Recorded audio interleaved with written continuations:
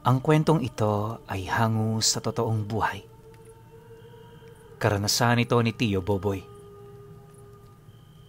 Taong 1955, Pototan, Iloilo.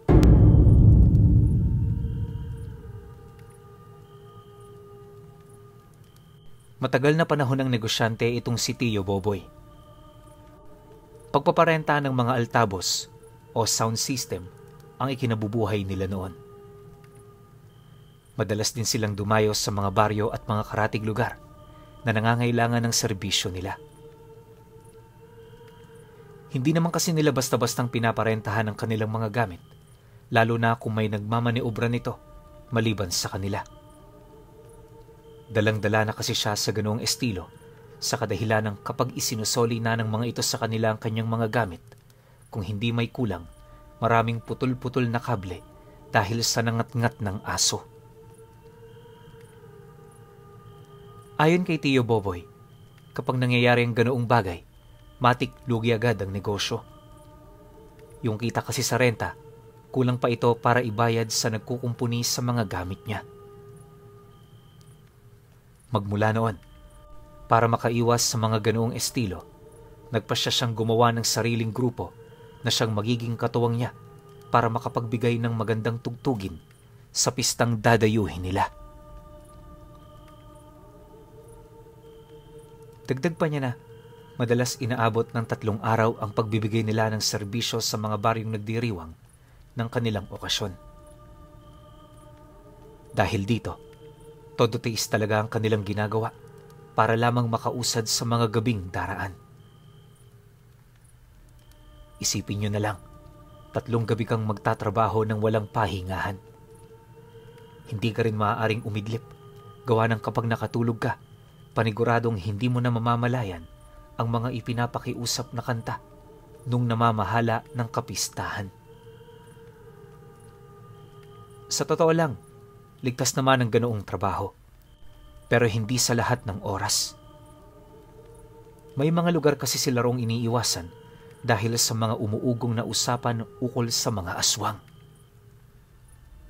Bilang taga-Pototan, hindi nila kayang pagtawanan ng mga ganoong uri ng istorya. Alam kasi nilang totoo ito, gawa ng maging sila man, nakaranas na ring pakitaan ng mga ganoong nilalang. Akala nila, habang buhay na nilang maiiwasan ang mga ganoong lugar dahil sa alam naman nila ang mga pangalan ng baryo, pero dumating ang isang araw, nakatanggap sila ng imbitasyon mula sa liblib na baryo ng Ogum. Nang marinig naman ni Tio Boboy ang tungkol dito, agad naman siyang nagtanong kung saan matatagpuan ang lugar na yon. Sa tinagal-tagal na kasi niya noon sa Pototan, wala pa siyang narinig na baryong may pangalang ganun. Pagkarinig naman ng kanyang kausap sa kanyang katanungan, agad naman yung sumagot sa kanya ng, "Basta Tio Boboy, malapit lang yun sa may Moroboro sa Dingle. 3 araw pa naman bago ang pista. Bilis-bilisan nyo na't magandang bigayan dun. Mayaman kasi dun ang kapitan, kaya galante ito sa mga taong kanyang naiimbitahan. Noong nakaraang taon nga, balita ko yung namamahala sa tugtugan. Iniwan na ang kanyang trabaho. Nakatanggap kasi ito ng limpak-limpak na salapi, kaya imbis na magpatuloy, pinili na lamang nitong magnegosyo. Malay mo, Tio Boboy, maging ganun ka rin. Basta gawin nyo na lang ang lahat ng makakaya ninyo."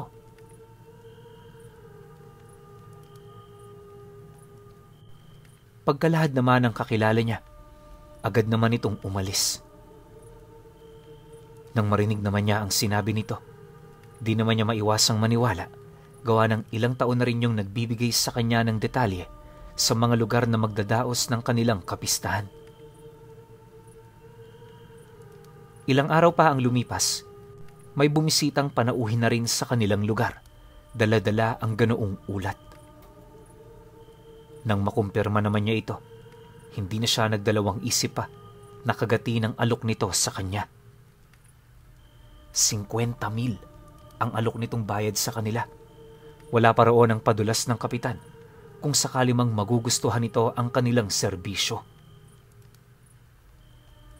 Upang hindi na rin sila makatanggi, inabot na nito ang paunang bayad na siya namang ikinatuwa ng kanilang grupo. Alam nyo kasi nung taong to, bibihira ang mga ganoong alok, tapos probinsya pa. Kung isipin nga, sobra-sobra na ito sa kanilang serbisyo, kaya sila walang karapatan na tumanggi sa ganoong biyaya. Dahil dito, noon ding mismong araw, umalis sila. Sakay-sakay ang kanilang mga gamit sa sasakyan. Mabilis nilang tinahak ang daan patungong Dingle. Pagdating naman nila ng Moroboro, sinalubong sila ng mga kalabaw na may kangga, na ayon sa mga nakasakay dito, sundo sila ng kapitan. Mula kasi sa lugar na yon, hindi na makakapasok ang sasakyan dahil sa sukal ng daan. Siyempre, dahil sa naroon naman sila, hindi na rin sila nagdalawang isip na sumunod. Yung pera kasing naibayad, aminado silang napaghatian na nila ang mga ito, kaya wala na silang karapatan pa na umurong. Bagong saltaman sa lugar na yon, hindi na sila nag-isip ng mga panganib na maaari nilang madatnan sa lugar na kanilang mapupuntahan. Upang makaiwas din sa matinding pag-aalala at pangamba, kinausap ni Tio Boboy yung nasakyan niyang nagmamaniobra ng kalabaw. Ayon sa lalaki, wala naman silang dapat ipag-alala sa baryo nito, gawa ng mababait naman doon ang mga tao. Bibihira lang din sa mga tagalabas ang kanilang naiimbitahan, kaya itinuring nila itong malaking oportunidad para sa kanila. Pagtatapat pa nito na, sa oras na marating nila ang baryo ng mga ito, magbabago ang kanilang pananaw ukol dito. Dagdag pa ng lalaki, di hamak na ligtas ang kanilang lugar kaysa alinmang baryo na nasa lupain ng Pototan. Matapos namang marinig ni Tio Boboy ang tungkol sa bagay na yon, pinilit na lamang niyang maniwala. Sa isip-isip niya kasi, wala na rin naman silang mapagpipilian, lalo na't naroon na sila sa lugar. Ang tanging ipinagdarasal na lamang niya noong mga oras na yon ay sana maging ligtas ang 2 gabi nilang trabaho. 1 oras pa ang lumipas, halos hindi na nila mawari kung nasaang lugar na sila. Ang tanging nasisilayan na lamang kasi nila doon, walang iba kundi ang mga nagsisilakihan at mga nagtataasang puno. Medyo paahon na rin ang daan, kaya inakala nilang papatawid na sila ng bundok. Hindi naglaon. Pagdating naman nila sa unahan pa nitong bahagi, doon na nila nasipat ang daang sementado na. Marami na ring taong naglalakad na animoy napakalapit lang doon ang bayan. Pagsilay naman ng mga taong yun sa kanila, wala naman itong naipapakita maliban sa mga masaya nilang muka. Dahil sa ginagawa ng mga taong yon, kahit papaano, nakaramdam na rin sila ng kapanatagan sa kanilang mga sarili.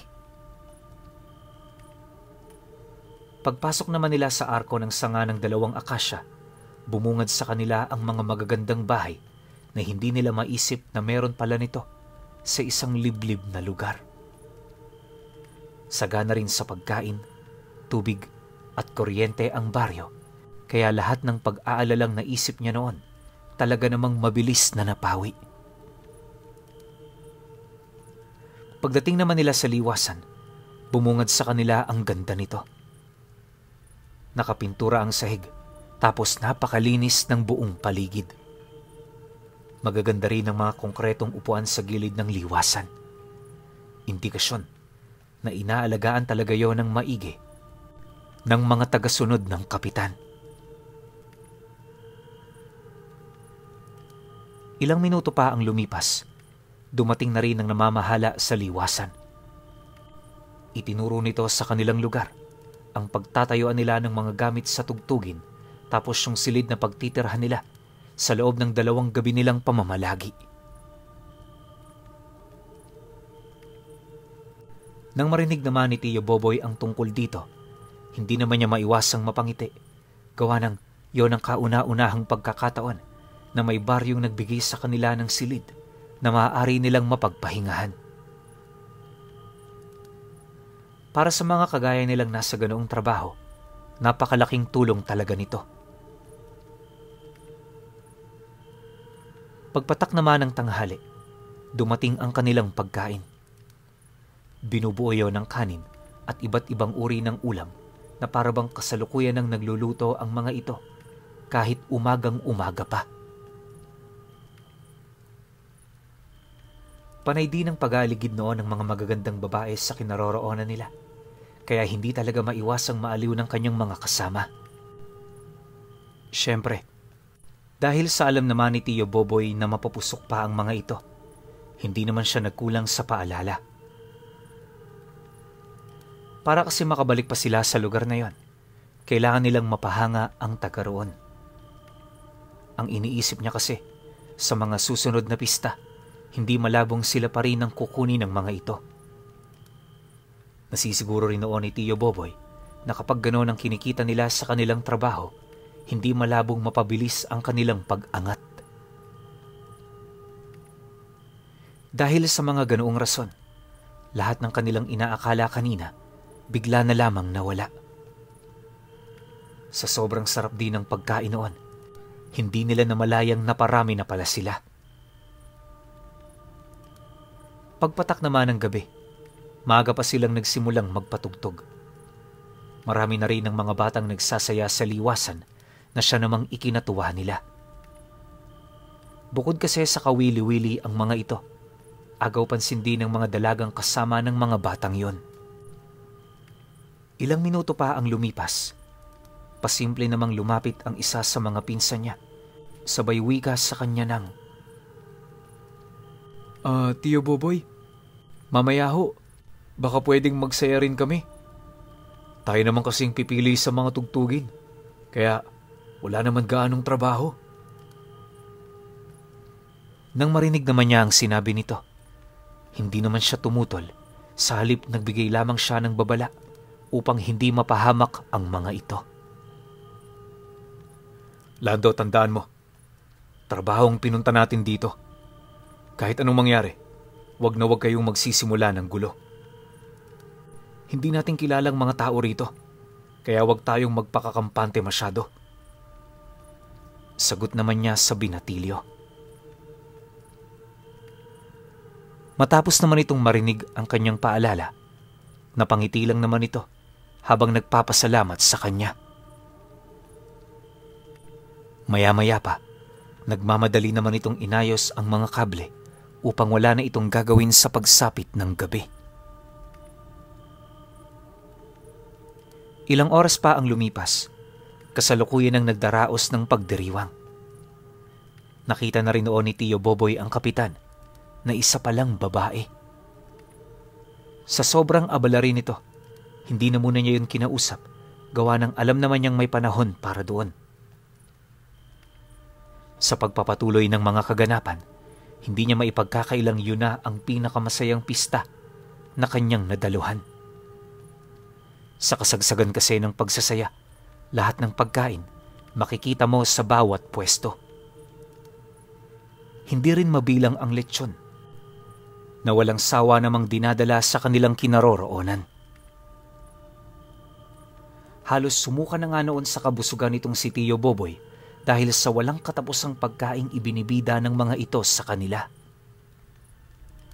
Ang kaso lang, pagpatak ng 10:00 ng gabi, bahagyang binalot ng kadiliman ng paligid dahil sa biglaang pagkawala ng ilaw.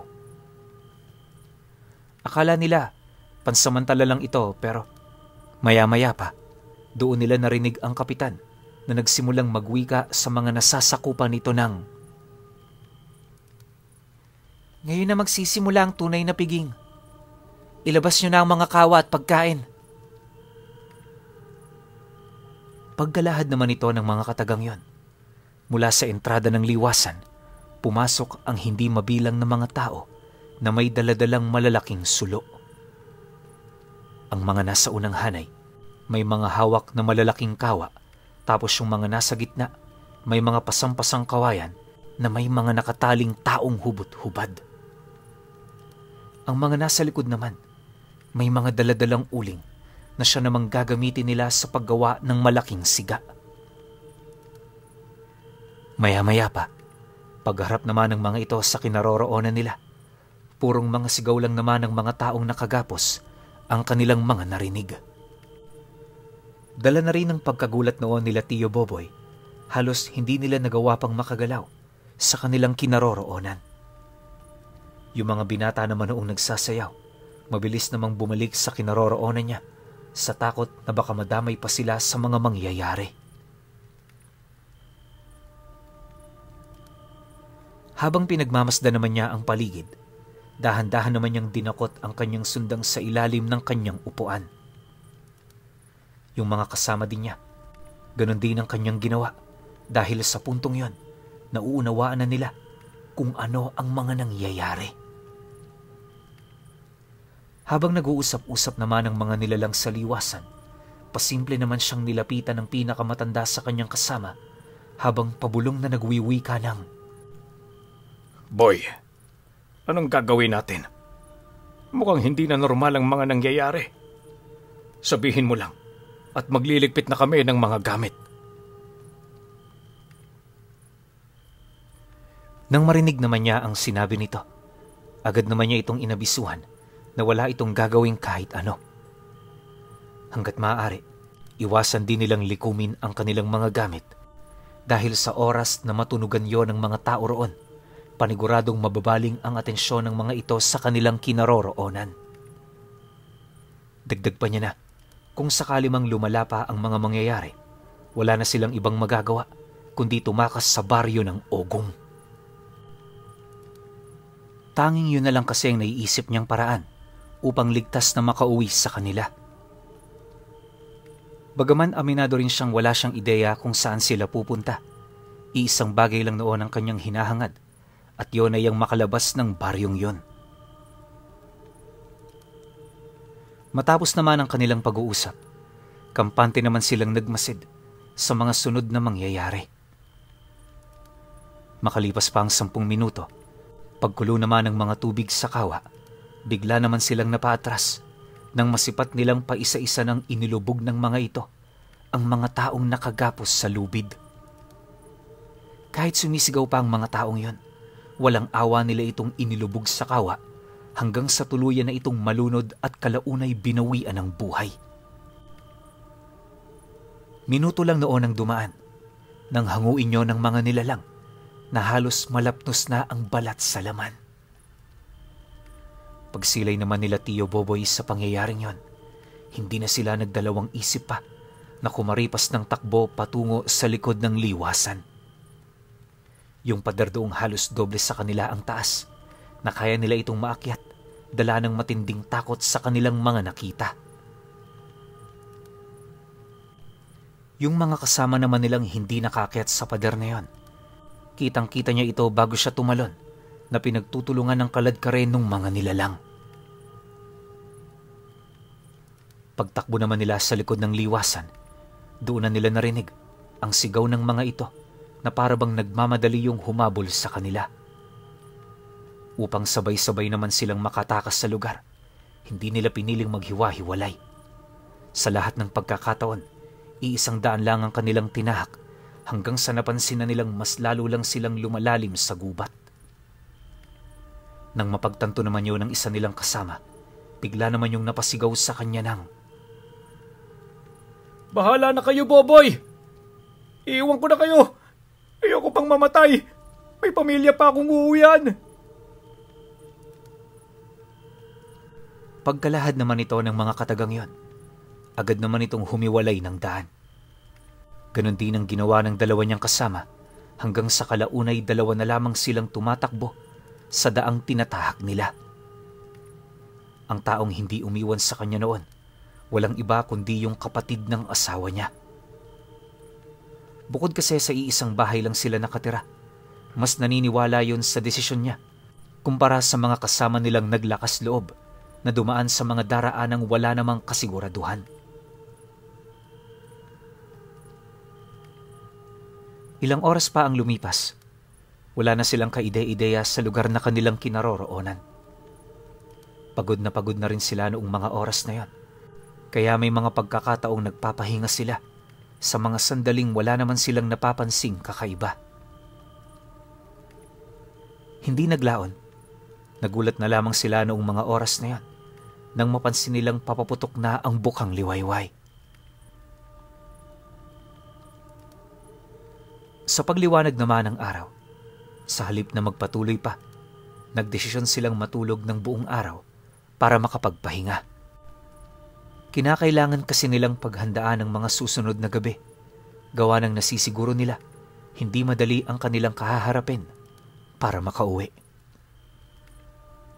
Kinahapunan noong mismong araw na yon. Nang makapagpahinga na sila ng maayos at nagamot na nila ang kanilang mga sugat, agad naman silang nagpatuloy sa kanilang paglalakad.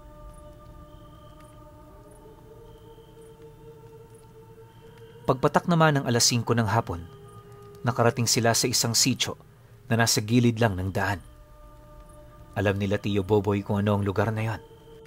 Gawa ng minsan na rin sila roong naanyayahan. Nang makilala naman sila ng mga taga-baryo, agad naman silang isinama sa barangay para mainteroga. Medyo nag-aalala rin kasi noon ang mga nakakita sa kanila dahil na rin sa dungis ng kanilang itsura. Habang kinakausap naman sila ng mga taga-barangay, hindi na rin sila nag-alangan ukol sa baryong kanilang napuntahan. Pagtatapat pa niya na, marami sila roong pumunta at hindi na nila alam pa kung nasaan na ang iba nilang kasama. Inilahad niya rin ang tungkol sa baryo ng Ugom na siya namang ipinagtaka nung mga nakarinig sa sinabi niya. Ayon sa kapitan doon, wala namang ganoong baryo sa Moroboro. Kung hindi rin ito nagkakamali, purong kagubatan ang nasa lugar, kaya malabong magkaroon doon ng tao. Mariin din itong inilahad, marami ang nawawala sa lugar na yon, kaya madalang ang tao roong pumupunta. Ultimo nga ang mga mangungubat na nakakabisa na sa lugar. May mga pagkakataon pang naliligaw ang mga ito. May mga nababanggit din ito ukol sa isang maunlad na baryo na walang kahit na sino mang makapagpatunay na yon ay umiiral. Matapos namang marinig ni Tio Boboy ang tungkol sa bagay na yon, pinaghalong takot at pag-aalala ang kanyang naramdaman. Gayunpaman sa kabila nito, napanatag naman siya kahit papaano, lalo pat alam niyang ligtas na sila. Upang masiguro ring makakauwi sila, pinasamahan sila nito sa mga tanod pabalik ng baryo.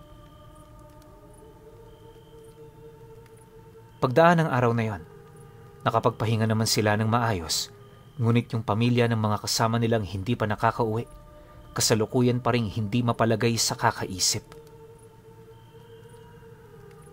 Nalulungkot man sila para sa sinapit nito. Alam nila sa kanilang mga sarili na wala na silang magagawa pa para makatulong.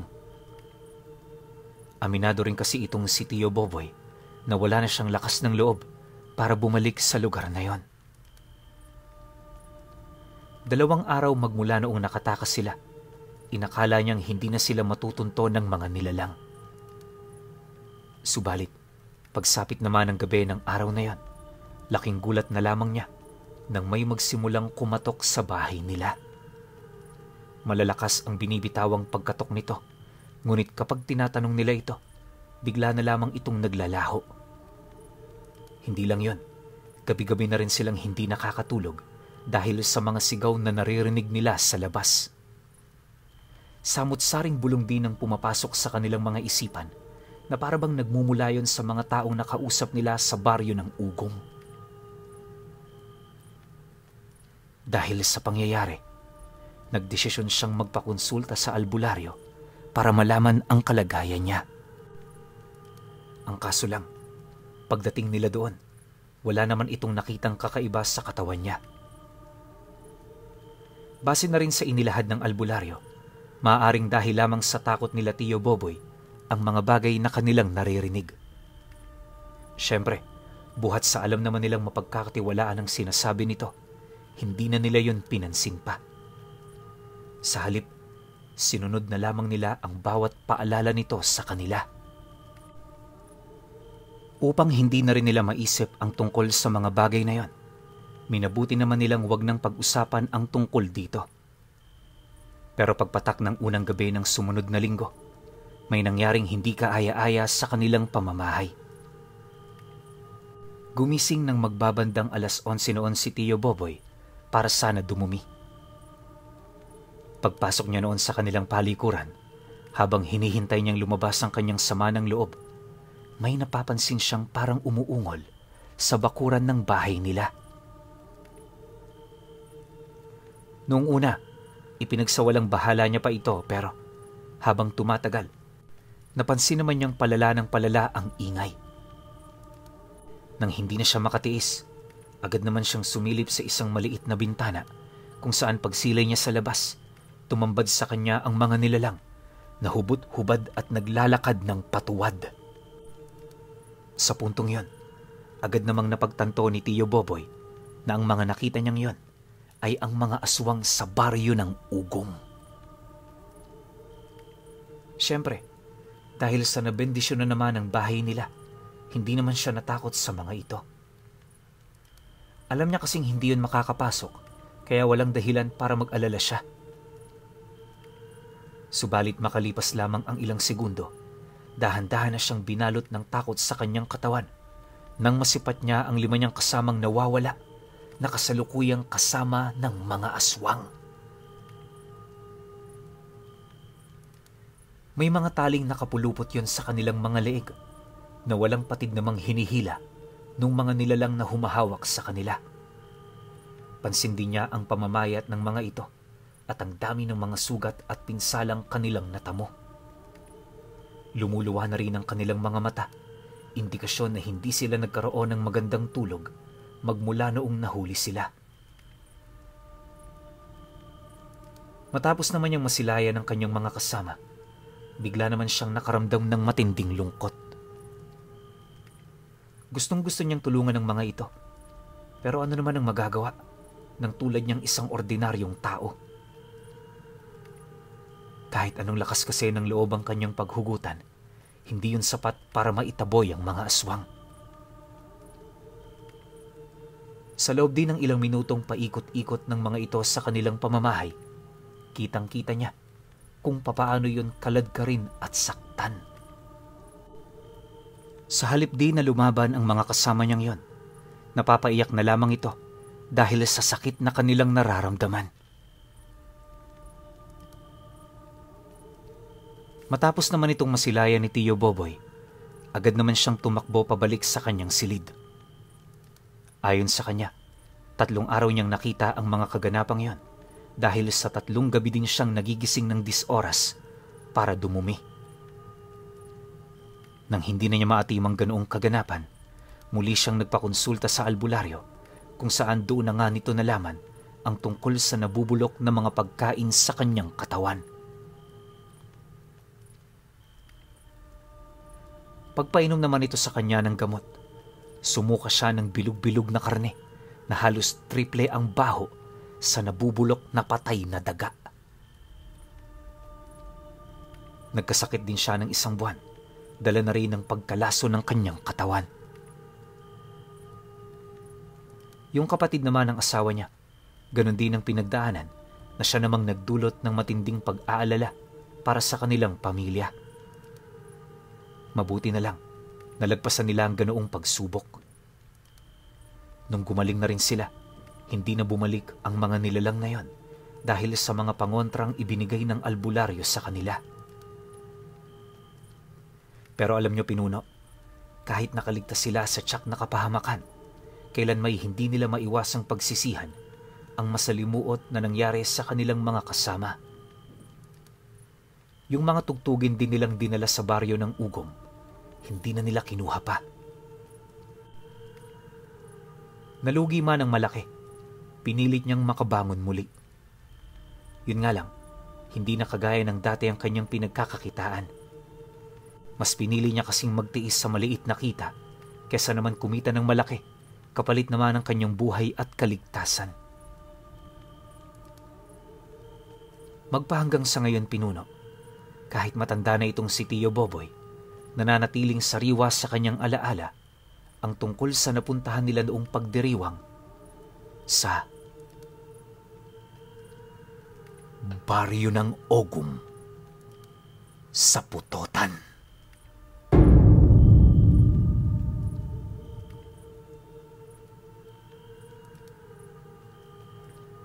Okay. Opinyon ko sa kwento. Nakakatakot yung baryo na to, no? Pero isipin ninyo sobrang yaman tsaka sobrang sagana ng baryo na yon. Paano kaya nila nagagawa yun, no? Pwedeng nagnanakaw sila sa mayayamang pamilya kasi pwede naman nilang gawin yun, di ba? Yung mamanipulahin yung utak ng isang tao. Or pwede rin yung mga kinakatay nilang tao doon, ibinibenta nila sa ibang lahi ng mga aswang. Di ba? Kasi pansin naman natin may mga aswang na mayayaman din. May mga aswang na sobrang hihirap din, na ang gusto lang kumain ng karne ng tao. Pero dito sa sitwasyon na to, iba to. Isang barangay sila na may namumunong babae. Tapos lahat sila sinusunod yung babaeng kapitana na yun. 'Di ba? So, parang medyo napapaisip ako sa kwento na to kung gaano ba karami yung ganitong klase ng barangay. Gaano ba karami yung merong namumunong isang aswang na kayang-kayang kontrolin lahat ng nasasakupan niya. Kasi isipin nyo, medyo bago-bago pa to Di naman sobrang bago, pero yung mga batang 90s makaka-relate kasi 1995. Tapos, uso nila yung mga tugtugan, di ba? Yung mga combo, mga banda. So, talagang sobrang mapapaisip ka sa kwento na to Tapos yung lugar pa na yun, hindi umiiral. Konti lang yung nakakaalam, tapos wala pa silang sapat na ebidensya na talaga bang nag-iiral yung baryo ng Ogum. Baka meron sa inyo dyan na taga-Putota na alam tong baryo na to. Sobrang laking bagay kung magko-comment kayo sa kwento na to. Kaya, kung may opinion kayo sa kwentong ito, comment nyo lang sa baba. Yun lang. Hanggang sa susunod na kwento. Salamat.